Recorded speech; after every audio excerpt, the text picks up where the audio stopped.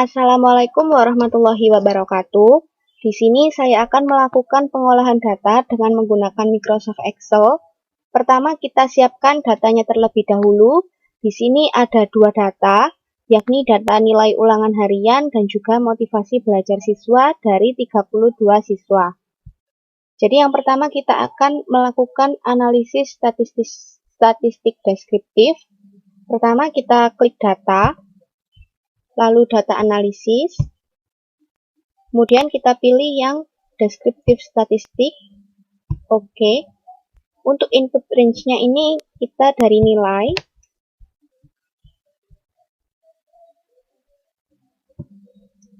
Jangan lupa labels-nya dicentang karena kita tadi mengcopy dari nama filenya, nilai. Kemudian output range. Untuk output range-nya kita jadikan satu di sheet ini. Jadi kita pilih di sini. Jangan lupa summary statistiknya dicentang. Lalu oke. Nah, akan muncul seperti ini. Dari data nilai diperoleh mean, standar error, standar deviation atau simpangan baku, nilai minimum, dan nilai maksimum. Kita lakukan hal yang sama juga untuk motivasi, data analisis, deskriptif statistik, oke. Nah, untuk input range-nya, kita ganti dari motivasi.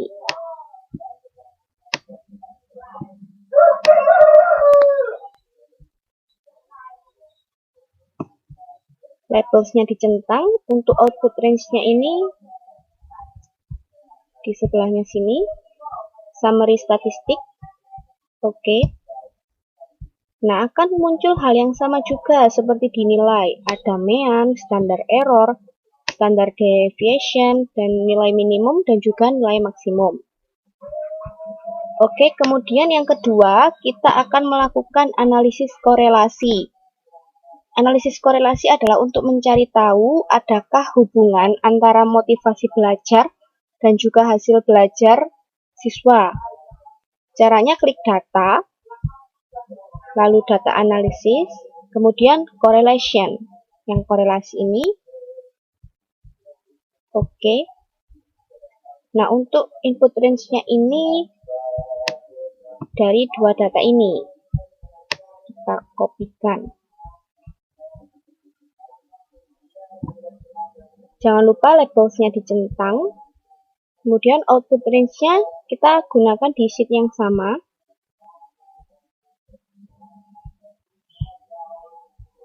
Di bawahnya sini, klik OK. Nah, sudah muncul analisis korelasinya seperti ini. Nah, satu ini adalah nilai korelasi yang paling besar.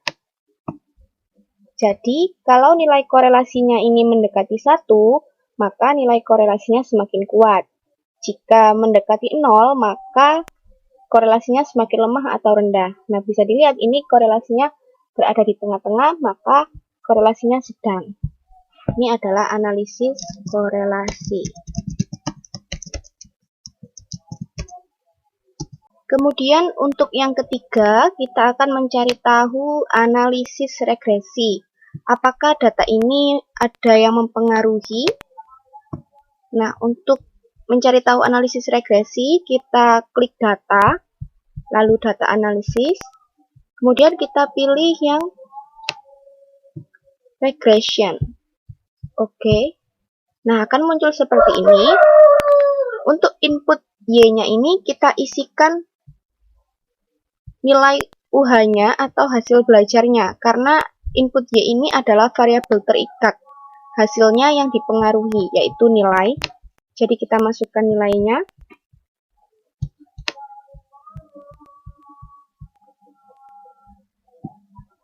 Kemudian untuk input X-nya ini adalah variabel bebas atau yang mempengaruhi. Di sini yang mempengaruhi adalah motivasi belajar siswa. Kita masukkan.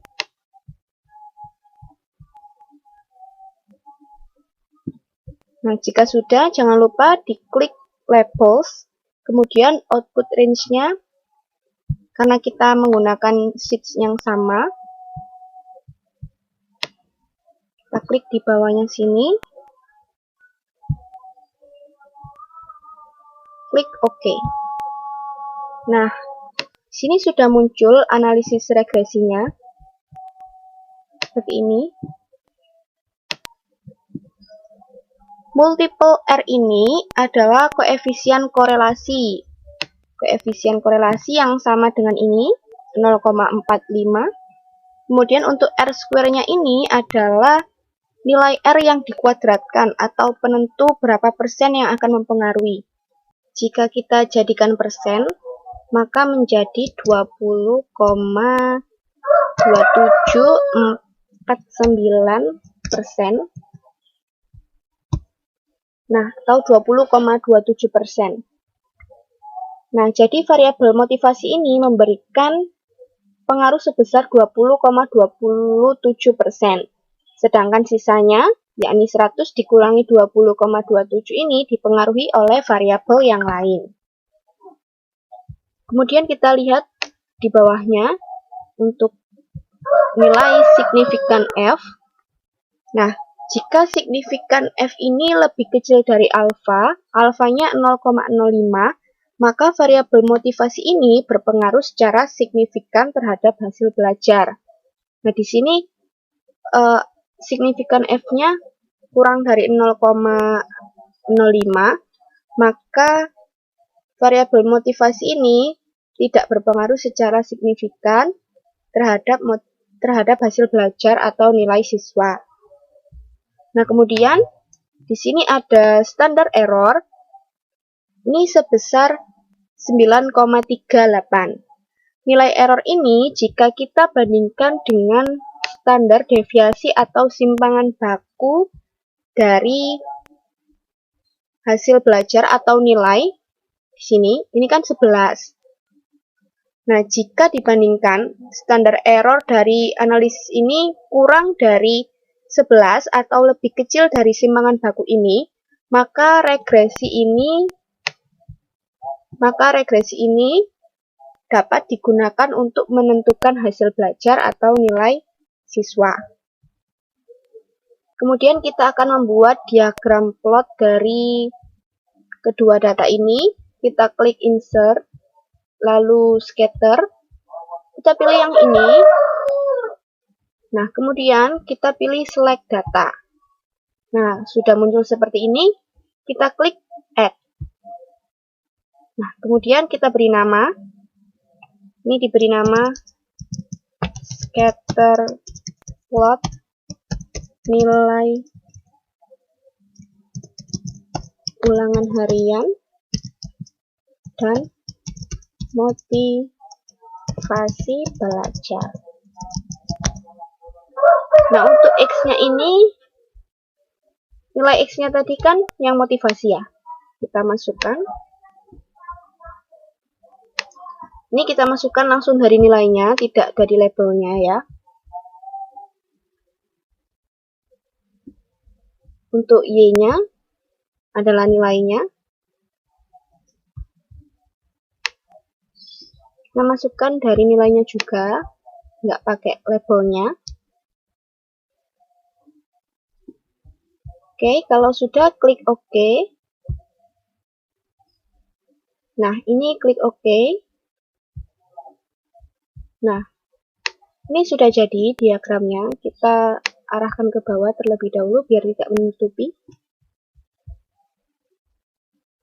Kemudian kita akan mencari persamaan regresinya. Kita klik layout. Kita pilih yang trend line. Lalu kita klik yang linear. Nah, akan muncul persamaannya seperti ini, tapi ini hanya berupa garis ya. Untuk memunculkan persamaannya, kita klik garisnya 2 kali. Nah, ini kita centang yang display R sama display equation. Nah, akan muncul persamaan regresinya seperti ini. 51,952 ini adalah koefisien. Sama kan? Kemudian untuk 0,362 ini adalah motivasi ini, koefisien motivasi. Jadi persamaan ini dapat digunakan untuk memproduksi nilai ulangan harian atau hasil belajar ketika dimasukkan nilai X-nya atau nilai motivasinya. Jika nilai motivasinya kita masukkan di sini, maka nanti akan dapat diperoleh nilai ulangan hariannya sebesar berapa. Seperti itu, ini adalah hasil analisis dari analisis deskriptif, analisis korelasi, kemudian regresi, dan juga diagram plotnya. Sekian pengolahan data melalui Microsoft Excel dari saya. Assalamualaikum warahmatullahi wabarakatuh. Di sini saya akan melakukan pengolahan data dengan menggunakan SPSS. Pertama kita klik variable view. Variable view-nya ini pertama kita isi nilai.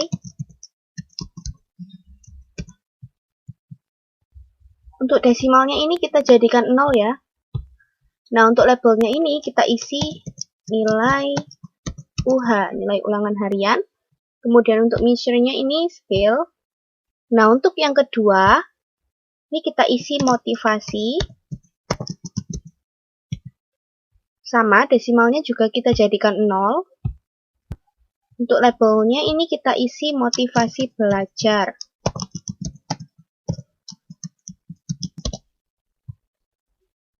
Measure-nya scale. Kemudian kita klik data view, maka akan muncul seperti ini. Nah, dari sini kita copy data yang sudah kita kumpulkan.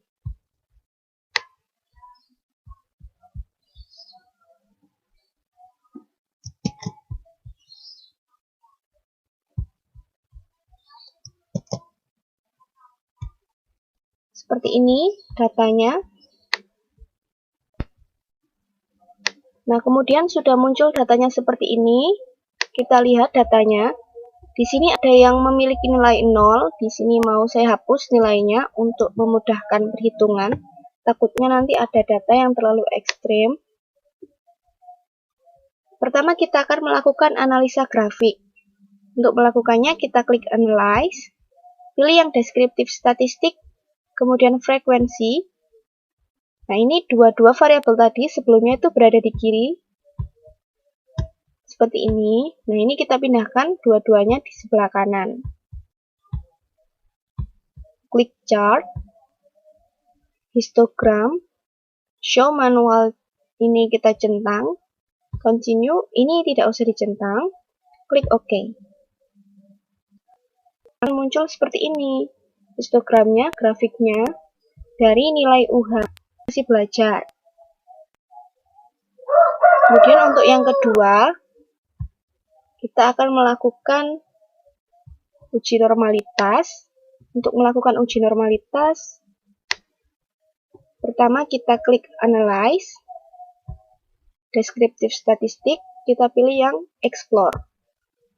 Nah, untuk melakukan uji normalitas ini kita lakukan satu-satu.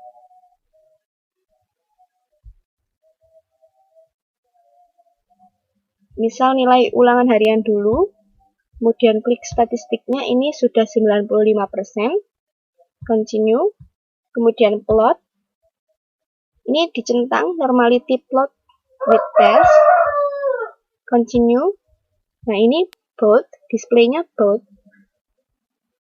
nah kemudian klik OK. Nah, ini sudah.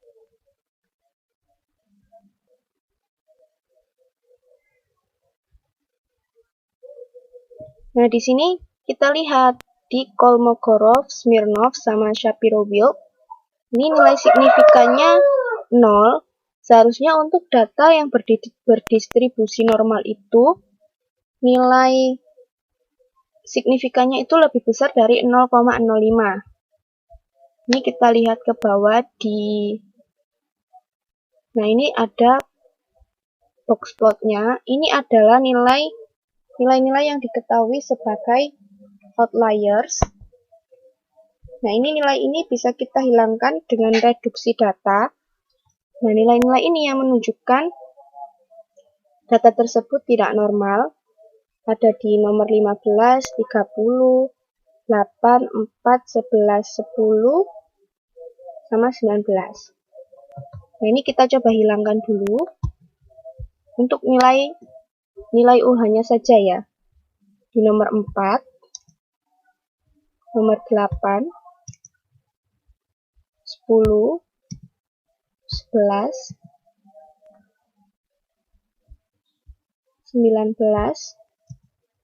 15, sama 30.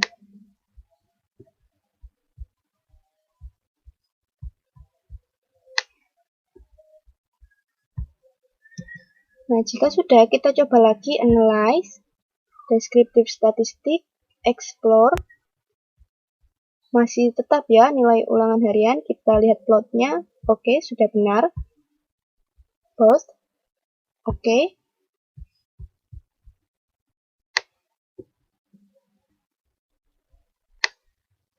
Nah, ini test of normality-nya signifikan dari Kolmogorov-Smirnov sama Shapiro-Wilk-nya. Untuk Kolmogorov-Smirnov-nya ini signifikannya 0,08. Untuk Shapiro-Wilk-nya ini 0,07. Jadi kedua normalitas ini sudah normal, lebih dari 0,05, maka data nilai ulangan harian ini adalah berdistribusi normal. Nah, seperti ini. Kemudian untuk yang kedua, kita lakukan hal yang sama juga untuk nilai motivasi. Klik Analyze, lalu Descriptive Statistic, Explore. Nah, ini kita kembalikan, kita ganti yang motivasi. Kemudian kita lihat statistiknya sudah 95. Plotnya normality, continue, load, klik OK.